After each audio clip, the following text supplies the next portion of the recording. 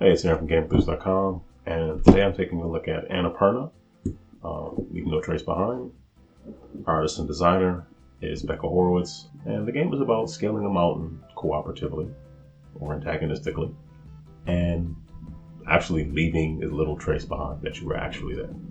So let's open this up slowly but sure. Place this over here very quietly. I don't know why I'm doing this. I dropped the box, so I failed already. So when the box is open, you will see that you have 2 instruction books, one for cooperative play, one for competitive play. So there's a lot of overlap between how they're played. It's still 2 to 4 players for either one. You're gonna have some really nice sized meeples there. I like that. Let's see how they sound when I pour them out of this bag. That wasn't as great as I thought it would be, but that's on me. Cards are depicting 1 flag, 2 flags, 3 flags. More on that later. And then you have a deck of cards for the green player, red player, brown player, and the blue player. All the decks are identical, so this is not a deck building game. It might be difficult to scale a mountain like Annapurna and build a deck at the same time.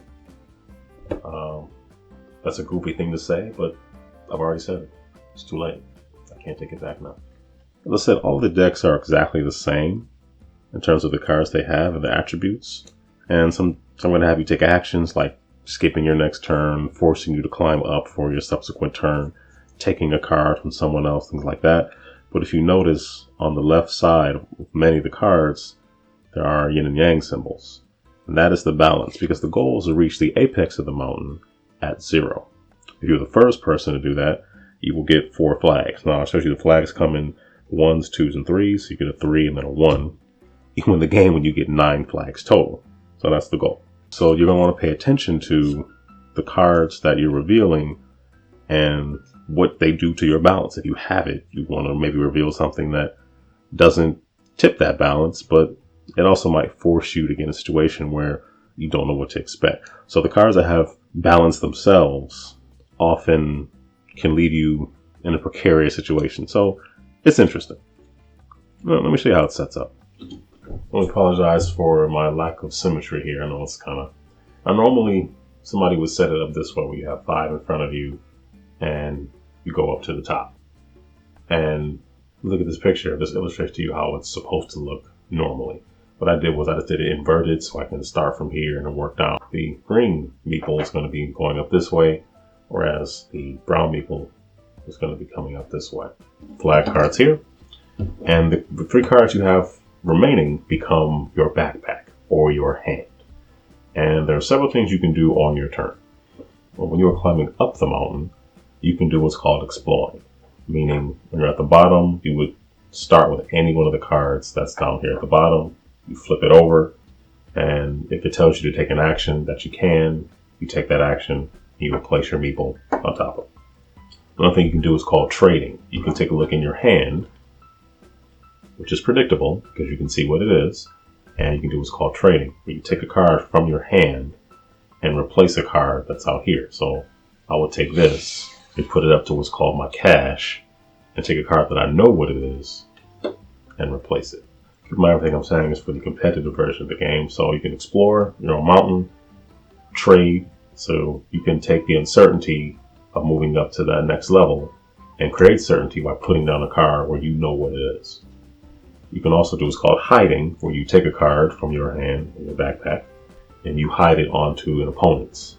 So if it's a card that's something particularly mean or something that will make them lose balance, and you might want to put onto the mountain hoping they get to it, or you just want to play a mind game with them. It might not be anything really that bad, but just to keep them at away, or just keep them kind of second guessing, just to mess them a little bit. That's sort of the psychology of the game.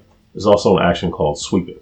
Sweeping happens when you take a look at the cards that are face up on your mountain, and if 1 or more cards have a balance of 0. So if the card has, let's say this card had none at all and it was face up on my mountain, it's 0. It's nothing. It is 0. It's balance in and of itself. Sweeping means you take that card and you put it up into your cache, which goes above the top of your mountain. When you reach the top of your mountain, your cash then becomes your hand or your backpack. And you use that to create balance in your mountain if you didn't already have it. Or you can use it to mess with your opponents if they haven't gotten to the top yet. Because the round pretty much ends when everybody gets to the top. And you sort of see who got to the top, who got to the top with the most balance. So during your turn, the one thing that other players can potentially do is if you forget to sweep, meaning you have cards that have a 0 balance, but you haven't swept them, your opponents can take one of those cards that gave you partial balance or balance period. Let's say, for instance, an example for sweeping, these cards were face up on your mountain. So you have 3 yin, 1 yin, 1 yang. The 1 yin and 1 yang would balance each other out. This would not. So on your turn, if you had these all revealed, if you had these cards all face up, you would take these cards, sweep them, and put them up here. If you fail to do so, one of your opponents can come and take one of your cards that together give you a 0 balance. It doesn't have to be a 0 balance for your whole mountain. Whatever cards can produce a 0 or are 0 if they're not swept. Your opponent can do what's called scavenging and come in and take one for their own hand. It just means that they have an additional card and you have fewer cards in your cache, which becomes your hand once you get to the top of the mountain. Once you've gotten to the top of the mountain, you are essentially protecting it. So if you got to the top of the mountain first with 0 balance, you've won that round. You get 4 flags and everybody takes your mountain down, shuffles it back up, lays it back out, and then the game continues. If you got to the top and you were not balanced, then you are in the protective mode, which means you have several options of things you can do. One is you can do nothing. The other is you can drop a card. So dropping a card means you can place a card in an empty space on your mountain face up, primarily to provide balance. So if you had a 1 yin card face up when you got to the top, and you have empty spaces, it might make sense to add a 1 yang at some point if you can, in order to give yourself balance, because the flags are about reaching 0 or being as close to 0 as possible. Whoever's closest to 0 when everybody gets to the top gets 3 flags. Whoever is second closest gets 2 flags. Whoever is third closest gets 1. If you're playing a 2-player game, whoever's closest gets 3, and then whoever comes in second will get 2. So what was called hiding as you're climbing is called throwing when you're protecting. Another action you can take is called throwing. You can throw a card from your hand/backpack onto an opponent's mountain face up, hopefully to trip them up and remove whatever balance they thought they had or were trying to achieve. But one of the key differences between hiding and throwing is when someone throws something to your mountain, you have an opportunity to retaliate immediately. That's kind of how the game works at a high level. The cooperative mode is very similar to competitive, except you are just trying to help everyone achieve balance and get to the top of the mountain collectively, which is fun. But competitive is where some of the take that stuff comes into play, which makes it a little more interesting. But it's good that a co-op game is still there. I'm just going to start off with the green meeple here and take my first action. So I'm going to explore. I have no idea what these cards are. So let's just say I start here in the middle and I'll take this card. Okay, so this card says Sweet Dreams. Skip your next turn. Wonderful. However, this card is essentially 0. It has no yin, it has no yang, which means if I don't sweep this, my opponent can. So I'm going to take this card, put it up in my cache, and then place. Normally I would stand them up, but just so you can see the meeple a little better. Meeple is going to go there. So now the brown player is going to take their turn. So this card says Best Left Behind. You may flip another card on your mountain face down. Timing is everything. So I cannot do that because there is nothing else that's face down. Had this come a little bit later, it would have really been great. So I'm just going to leave my meeple there. And you see, now I'm at 2 yang. So right over here, this character is balanced. This one is not. Okay, since I'm at 2 yang, maybe it makes sense to play the pickpocket card, which essentially lets me take a random card from another player and also gets me closer to balance. So then I'd be at, I guess, -1. I would trade the card from my backpack and then put this one up here, and this will become my cash in the same way that's that character's cash. So I only have 2 cards in my hand, but now I know what's there, which is important. Predictability is a thing. Also, rules about moving. You only move to adjacent cards, so I can't skip over here or skip over here. I can basically move laterally or up, but to cards that are adjacent to the spot I'm in. I guess this adjacency also kind of means diagonal. It's not just orthogonal, because it means I can get these 4 details. So let's flip this over. Wow. Okay, so this one says, if this is the first card you flip face up in a row, skip your next turn. So yeah, I'm getting a lot of skip turns here. So I'm going to sweep this, because if I don't, the other player can take it. So that's going to get swept up there.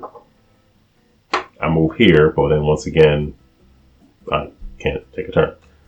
Alright, so because I traded, I know what's here now, which predictability is very important. So, pickpocket. You may take a random card from another player's backpack and put it into your backpack. So, that means it's only 2-player game, so I'll take this one. And that's that player's turn. This player's turn gets skipped because they with the card that they picked. So I'm going to go over here and boom. Alright, so this is a chocolate bar. It's used for a nice burst of energy if you're climbing a mountain, but it also has 3 yang. So not really doing too well with the whole the balancing here. But as a trade-off, it does give me 3 yang, but it also says you may take another turn. That's pretty cool. So I will take another turn. I'm not quite ready to go all the way up to the top. I'm going to go laterally, hoping I can get something to create some balance. Let's flip this one over. Okay, so binoculars. This is binoculars. You may look at 2 face-down cards anywhere. It's pretty clutch. Here's the thing. Once, if you notice, you have 3 yin, 3 yang. What does that mean? That means balance. So I'm going to take this action. I can look at 2 face-down cards anywhere. So I could look on anywhere means my mountain, another player's mountain, anywhere. So of course, I'm going to look and see what's going up to the top. Alright, so this is rope, and this is lost and found. Rope means I must explore the row above me on my next turn. Lost and found means to put a face-down card from in or below your row into your backpack. That could be useful. I forgot what order these were in, so just put them down like that. Well, they are. So before I place my meeple, I'm going to sweep, because these 2 cards are very much balanced. So, and now I have a predictable path to get to the top. I'm a little closer to being balanced. So I took 2 turns. This character didn't take a turn. So because of the cards, I think I'm back over here. I think. So, rope. You must explore the row above you on your next turn. Also, this card is balanced because it is 0. There's really not much of a risk in not sweeping these, only because the person can't take the action they get. They only really get the value of the yin or yang. And a 0 will not bring you anywhere closer or further away from balance, but whatever.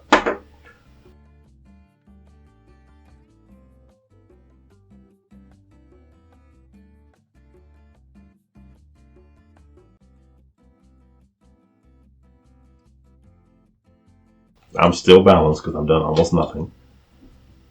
So I'm going to flip this over. Oh. Alright, this one says almost there. You may look at your peak card. This is my peak card here. So I can take a quick look at that. And that is 1 yin. It's also trouble at the airport, which is shuffle your backpack with another climber and deal out all the cards between the 2 of you. And then the rules, like, you start with you, so you would get the most cards potentially. Even if you had fewer, you would get the most because you start with yourself.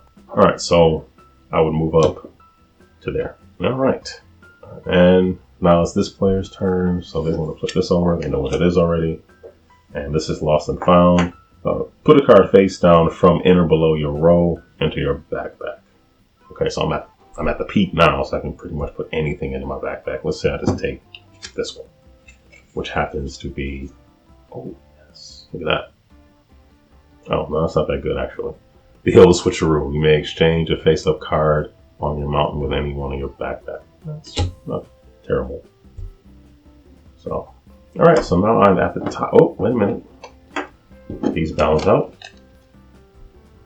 These two cards definitely balance. So I'm going to put these up here. And I'm at the top of my mountain. But I'm not at 0. I'm at 2 yang. So now I'm back over here. Metal detector. Return the top card of any cache to any mountainside face up in an empty space. Return top of any cache, meaning my own cache, my opponent's cache, face up. So if I was this character, I'm going to want to screw this character over. So I would probably return this one face up to their mountain just to push them further away from achieving balance and to be a jerk. And this person's up at the top. So now they can drop different things. So let's say I drop this on my turn. Now I've achieved balance. These would be buried, so I would just flip them over. Having empty spaces is dangerous. People can put stuff in it. So that is Annapurna. The things I like. I think the game was fun. I like the competitive mode the best, just because the take that mechanics and the race to the top and protecting everything is just a little more exciting, helping people out. But I like that there is a cooperative mode. I like that for something that's supposed to be as serene and so and as tranquil as being in nature, climbing a mountain. It makes sense that there's a cooperative mode, which the instructions actually suggest you play for the first time to kind of give you a feel for what the cards' abilities and things like that are. I think the components are good. I like the size of those meeples. The packaging is really nice. The cards are, you don't need full-size cards. These cards make sense. I think the art is fine for what the game is trying to convey and trying to deliver. I think it's fun. I enjoy the game. Like I said, this is a prototype, but it feels finished. I mean, it looks like it's a finished product. It plays like one. It feels like one. Just an observation about just some of the art. The flags are fine and everything, and I'm assuming that for some of the iconography and symbolism that somebody who, or a group of people who are trained in cultural sensitivities, things like that, had a chance to look at them to make sure that things are being represented correctly. So that is Annapurna. I like it. It's fun. It should be on Kickstarter shortly. Whether you're scaling the mountain together or hate scaling a mountain, Annapurna is fun, and I think you'll enjoy it.